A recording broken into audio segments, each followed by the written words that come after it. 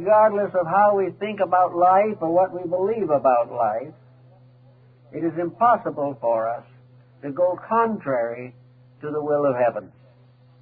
Anything that goes contrary comes in the end to destruction. Plato and several others of the earlier writers also seems to fabularize this particular situation. Atlantis may be the submerged self in each of us. This is an interesting possible thought from a psychological standpoint. The psyche may be that part of our nature which alone bears witness to its ancient origin. If there is a record of disobedience and penalty, that record is probably primarily descending within the structure of the human being himself. It is something hidden in his own darkness. It is something that may bring him fear. It may bring him conscience. It may warn him of the dangers of the abuse of power and energy. And if so, it may be the submerged part of man's own nature, that part which was lost because of disobedience to the gods. This may be the large, deep, all-spreading mystery of the fall of man, which has been also recorded in various ways among practically all peoples of the earth. Atlantis also seems to have a very great fascination for the psychologist and the social reformer. Is it true that a civilization existed long ago which knew what we do not know today? Is there something lost in our way of life because it disappeared under the waters of the Atlantic so far back in our story? Is it true that there were giants upon the earth in those days, mental giants, that had skills and abilities which they had derived from the studies of esoteric matters? Did black magic originate in Atlantis? It probably did, according to the Platonic discussion, because it was in Atlantis that for the first time man disobeyed the gods. And from disobedience fell the angels. The entire story of human progress, so-called, is today very largely a record of disobedience. The individual has broken the rules of life.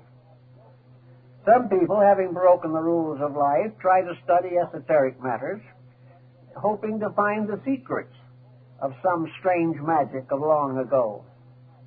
But if they are those who have broken the rules, and they are seeking a knowledge which they do not deserve, and which they do not have the character to use constructively, they could cause another deluge upon the face of the earth. Therefore, every effort apparently has been made in ancient times to protect the secrets of essential knowledge. There are records of legends and accounts everywhere of secret teachings, esoteric schools. There are accounts of ways by which the human being can develop faculties and powers at present beyond his capacity. The scoffer says the whole thing is superstition, that there are no such forces, but that isn't proven by scoffing. It is only proving by testing. I remember years ago, when I was in India, I met an old gentleman whom I make the hero of a book called The Guru. This old gentleman was a guru. I was never a disciple of his or anything of that kind, but I did know him. And we've talked about many things relating to the Yoga, Vedanta, Tantra of India. These secret arts which are said to have been given to the world by the gods in ancient times. And in talking about it, this old gentleman was sitting there very quietly on a little white square like a sheet in his room, in a little stucco house in Calcutta. He was sitting there within about 11 feet of his own hair. So I said to him, I'm going back to the States, and as one of the holy men of India, have you a message you would like to have carried to the American people? And the old gentleman, sitting in the midst of his hair, where it joined his head it was pure white, at the outer ends it was black, looked me straight in the eye and said, yes, there is. Tell the American people to be practical. That sounds like a very strange thing to say under the conditions. Because if there was anything that ever looked impractical, it was what he was doing. So I carried that question a little further. And he explained to me, he said, I would like to make a recommendation. He says, send over to us 5 or 10 of your best equipped scientists, the ones who have the greatest knowledge that your academies and schools, universities, and institutions can produce. Leave them with us for 10 years, and they will reform Western wisdom. We have built it all on the outside, when in fact we have failed in the greatest mystery of all, the realization that within ourselves are the secrets we are searching for everywhere else. And also within ourselves are energy resources which cannot be exhausted, and that there can be and should be an over-science of life by means of which human beings could build a world that would endure, a world that would be worth living in for everyone who lives here. Now, the old masters of the magic of Atlantis lost all by perversion. They lost themselves and they lost their lives. They lost their world and their beautiful cities and their temples. Nothing remained because they failed. Now, at the moment, we can also remind again of the Atlantis of Bacon, namely what we have to do. He said, Bacon in the New Atlantis said that we might say the motto of the great Atlantean experiment was that man should learn to know all that is possible for man to know, and should nothing remain because they failed. Now, at the moment, we can also remind again of the Atlantis of Bacon, namely what we have to do. He said, Bacon in the New Atlantis said that we might say the motto of the great Atlantean experiment was that man should learn to know all that is possible for man to know, and should dedicate all he knows to the unselfish good of all that lives. Well, it's a pretty big order, and we're not working that way too well at the moment, but the principles still remain true. That when the individual works for himself, his empires fall. When he works for the common good, he builds that in which is the spirit of everlastingness. Now, among the mysteries that have been involved in the Atlantean story are the pyramids. And the pyramids are very interesting things. We know that they are in Egypt. We know that they're in Central America, but recently, a year or two ago, I saw aerial photographs of pyramids in the heart of China, which are not generally known, but it's been recognized. These pyramids, like the mounds of antiquity, seemingly have a meaning. And what that meaning is appears to be also rather uncertain. According to the conservative Egyptologists, and Mayaologists for that matter, the pyramids were simply magnificent monuments to the memories of dead pharaohs, kings, or emperors, or, if you want to be a little more idealistic, perhaps the testimonies to God and wisdom. But the pyramids are very strange things. Their distribution upon the surface of the earth is most extraordinary. Work is now being done, and I hope it will be carried on to a successful conclusion, to study and chart the locations of pyramids in relation to the magnetic fields of the planet. We know that the planet is a kind of crystal, that it has areas of fission, that it has magnetic fields, and that these magnetic fields are very important to the survival of life and to the distribution of energies. These magnetic fields may sometime be the substitute for every method of locomotion or all forms of fuel in the world today. I went to the Pyramid of Giza, and I went through all the interior chambers of it. And there are some things about it that are very, very strange. Why should a tomb be ventilated? There are two great passageways leading from the king's chamber to the outside wall of the pyramid. They are like ventilators, not large enough for a person to go through, but large enough to permit a current of air.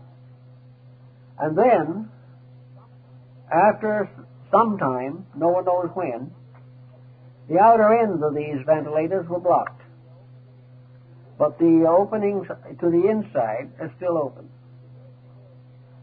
The Great Pyramid's king's chamber has in the ceiling the largest stone, I guess, in the entire structure. It weighs many, many tons.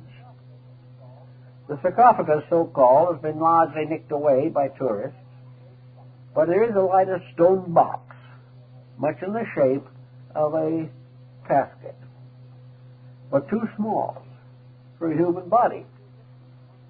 The way the Egyptians mummified their dead and put one mummy case and sarcophagus and over another before final interring in the stone vault could not have been done in this case at all. It would have been utterly impossible. So another interesting thing happened. Way back in the days of the glory of Baghdad, the great Sultan of the follower and descendant of the great Al-Rashid of the Arabian Nights, Sultan Al-Rashid bin Mamun, decided to open the Great Pyramid. He had been told that it was built by giants who were called the Shaddai, superhuman beings, and that within that pyramid, and those pyramids, they had stored a great treasure beyond the knowledge of man. So, taking his court with him, the Sultan went to Egypt, and he stood and looked at the Great Pyramid. And at that time, all the casing stones were in place. The four walls were perfectly smooth. There was no visible opening of any kind. And he didn't know exactly what to do. But he heard from legends where he supposed the entranceway was, and he began to dig there. And they had a very fine way of digging in those days, which I think we have improved on. They had to use cold chisels and vinegar to go through the stone. And when they got through a certain way, they did find that they had come very close to an entrance.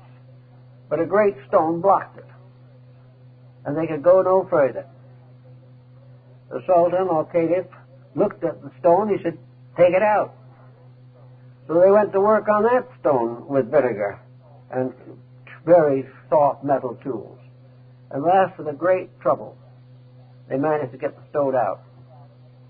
And as they took it out, another stone fell in its place. And they had to go through stone after stone before they could get into the building. Now, you don't do that just to bury a burial.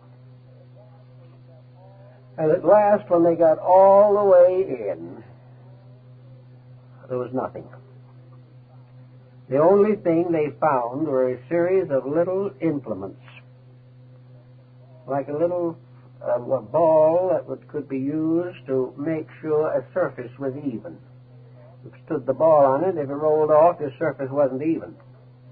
And 2 or 3 other little tools, and the dimensions of the building itself. Now, the Shaddai was supposed to have buried all this treasure. Did they really bury a treasure in there? Were those little instruments the treasure? And were the dimensions of the pyramid and its interior structure this priceless secret that was far more important than gold? It has been worked on. Some have decided that the Great Pyramid was a great book of prophecy. Some say that it was built by the Atlanteans. Some say that it has the most perfect mathematical form and the most perfect measurements of anything on earth. They have measured the orientation of the pyramid, and it's oriented up to the 8th or 9th decimal point. And the little error that does exist, just a little fragmentary error, is probably due to the fact there was a minor earthquake that shook off that corner. The building was built by somebody who knew a great deal. Now, if you only want to go back as far as Cheops or Khufu, we have to admit under those conditions that the Egyptians were pretty smart people. Because if they built the pyramid, they had a knowledge not only of architecture, but a knowledge of mathematics, and a knowledge of astronomy, and a knowledge of geography that was prodigious. They knew more about all of these subjects than we knew 100 years ago. Something in this story is another evidence that somewhere in the past there was a very great amount of knowledge. And if it was true, or is true, that the pyramid was oriented to the star Vega, then the entire history of Egyptian philosophy and mathematics is set forth in that building. The Egyptians themselves, at a very early time, said that the Great Pyramid of Giza, Pyramid number 1, was originally the tomb of Hermes, and that in that building was the great key to the Hermetic philosophy, which was restored in Alexandria in the 1st century. Now, Hermes, as the Hermetic tradition tells us, was the god of wisdom, a being known to the Greeks as Hermes, known to the Romans as Mercury, known to the Egyptians as Thoth, the god of writing. And the last poem, by the way, of Longfellow, was an ode to Hermes, in which he said, Trismegistus, 3 times greatest, how thy name sublime has descended to this latest progeny of time. Hermes Trismegistus, the embodiment of all knowledge that is knowable of nature. Hermes was the symbol of cosmic mind, of absolute knowledge. He was described as having written all the books of the world, because every book was written by mind. He was the keeper of the great secrets of life, the guardian of the mysteries. And this work includes a discussion of the Great Pyramid. Certain Hermetic books, probably written about the 1st century, but credited with a greater antiquity, include a work written by Hermes, presumably, to his son Tatian. And he says in this book to his son, he says, the day shall come when Egypt shall be no more glorious, that nothing will remain of this great empire except broken columns half covered with the sand. And that was written over 2,000 years ago from existing manuscripts. So the entire problem of Egypt ties into Atlantis, to the pyramids, and other ancient monuments. Let's see now what we could say about this pyramid in study of man at the present stage of his evolution. For some reason we're not very sure of, the pyramid is on the reverse of the seal, the Great Seal of the United States. No one knows exactly why it was put there. No one knows who it put it there. The custodian of the Great Seal, back about the turn of the century, wrote a book on the story of the Great Seal of the United States. And he said the reverse of the seal, the front, of course, is the eagle, the reverse of the seal has never been cut, for the reason that it is nothing but the dull symbol of an esoteric society. Well, that esoteric society, of course, numbered among its followers Washington, Franklin, probably Jefferson. But in any event, the seal was not cut. Now, the soldiers of the Revolutionary War were paid their wages in what we would term feudatory notes. They were simply local printing paper with practically no value. Nearly everyone who financed the revolution went broke. But these little notes that were passed around, one of them has that pyramid on it before it was on the seal of the United States. And later it was moved onto the states paper. Now, when was the Great Seal cut? It has been cut. It was cut during the presidency of Franklin D. Roosevelt and has since been found on the reverse of our dollar bill. This seal is apparently the symbol of a monument which, according to the Bible, was set up in Egypt to bear testimony. It was quite possible, and people are beginning to work more and more on it, that the study of the pyramid is very, very important to the solution of our relationship to the ancient world. We like to think in our own way that we are just here to do as we please, that we can make the mistakes we like best, that there is no definite providence to guide us, that our ancestors are all dead, and that nothing was better than the Roman Empire. But we are not at all sure of some of these attitudes.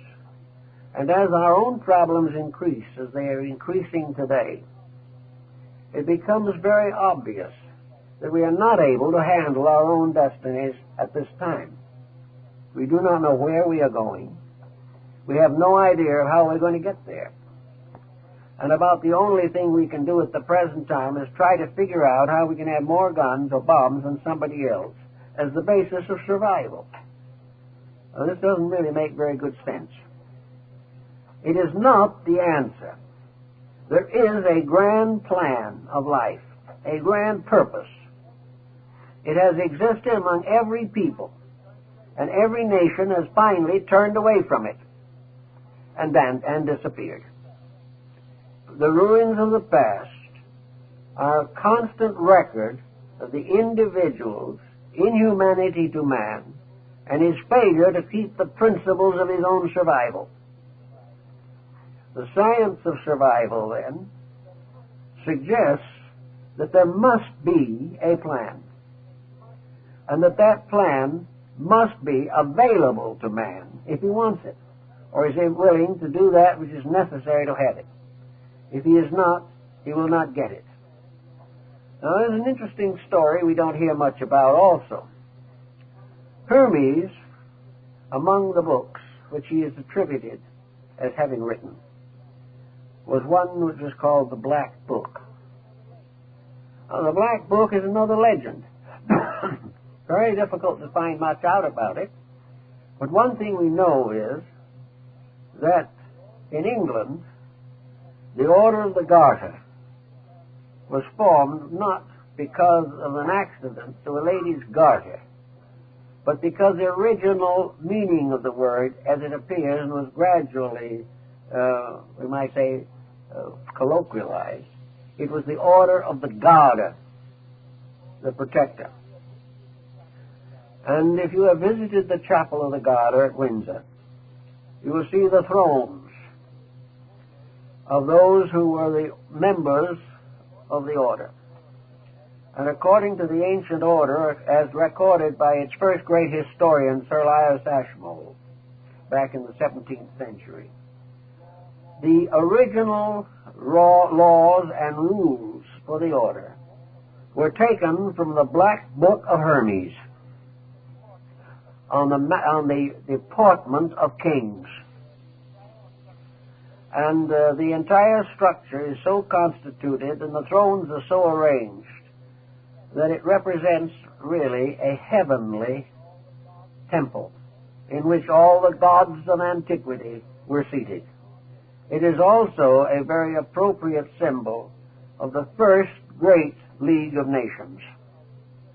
That it was a symbol of the union of the rulers of the world for the maintenance of peace. The Knights of the Garter were all rulers. And I remember when I looked at it, there up on the flag of banner of the chairs was the flag of the Emperor of Japan. The Order of the Garter was an international order of leadership. And the Knights of the Garter, in their rights, drew their swords, overlapped them, and formed together a circle of blades resembling a great star. The Knights of the Garter were sworn to the protection of the weak, to the justice that is in the power of the ruler to bestow, and that all together, each in his own way and in his own faith, took his obligation to the God of his fathers to keep the peace. Then something happened. The Black Book disappeared. And the parts which had not been transcribed, which had to do with the rules of conduct down through time, have never been found. Again, something mysterious happened. But that it did exist, Ashmole assures us. The same type of thing comes with the order of the Round Table. Another type is with the legends of Charlemagne. All of these things go way, way back. But they all lead to one concept, namely that there is an over-government of the world. That this over-government is the government of the gods from their Olympian thrones as personifications of the great forces of life by which the universe is maintained. We do not have to believe in Olympian deities, but the integrities which they stand for or symbolize are the basis of human life. And unless these integrities are maintained, nations will fall.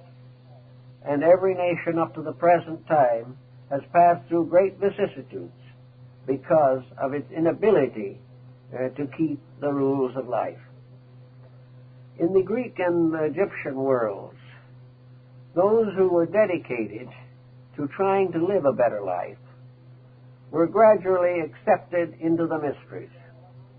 And these mysteries were among the things that Solon participated in when he was initiated into the rites of Osiris and Isis. According to the legend, Solon was taken into the basement or cellars of the temple. He was taken way down under the earth by the side of the Nile. And in the very depths of the earth there was a subterranean lake. And it was all black and dark. And on the shore of the lake was a little boat with a blind oarsman. And in the center of the lake was a small island. And on this small island were the two pillars of Enoch. So Solon and the priest who guided him went out to the island, and the priest showed him these strange hieroglyphic writings on these columns.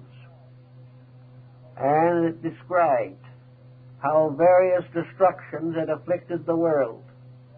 And it said that the Atlantean Empire was destroyed by water.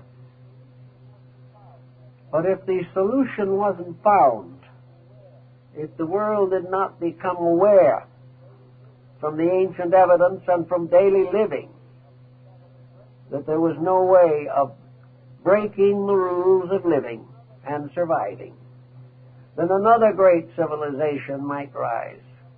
And if this one rose, and it was necessary to punish it, it would be punished by forces moving in the air. Solon took this back. Didn't know exactly what to do with it, but he realized that he had been in the presence of something very sacred, that the priests themselves believed this, and it was written on this column of indestructible metal that had been there before the dawn of time. Incidentally, there is a column in India that is much the same. It's in Delhi. It just looks like a pillar rising out of the ground, maybe 9 or 10 feet, maybe 8 or 9 inches in diameter, with a kind of a colophon on the top, and inscriptions in language that no one can read. No one has ever been able to read. It looks like iron. But during the Sepoy Rebellion, that column was hit by a number of solid shot, cannonballs.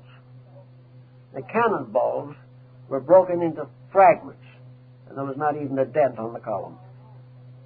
It is believed that this column also goes to the story of the orichalcum, of which the walls of Atlantis were built.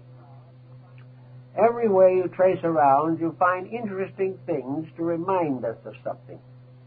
And I think what it's trying to tell us is that we are one step in a great project, a project that leads from the primitive to the ultimately enlightened. That all along the way, just as human beings are young, grow old, and pass out of embodiment, generation after generation passes, so nations after nations come and go. The great thread of life is never broken, but there can never be an enduring culture until it keeps the rules. And these are the same rules that Plato tells us about, that Solon found, namely that we are surrounded by a tremendous field of energy. We are surrounded by the potentials we have no knowledge of.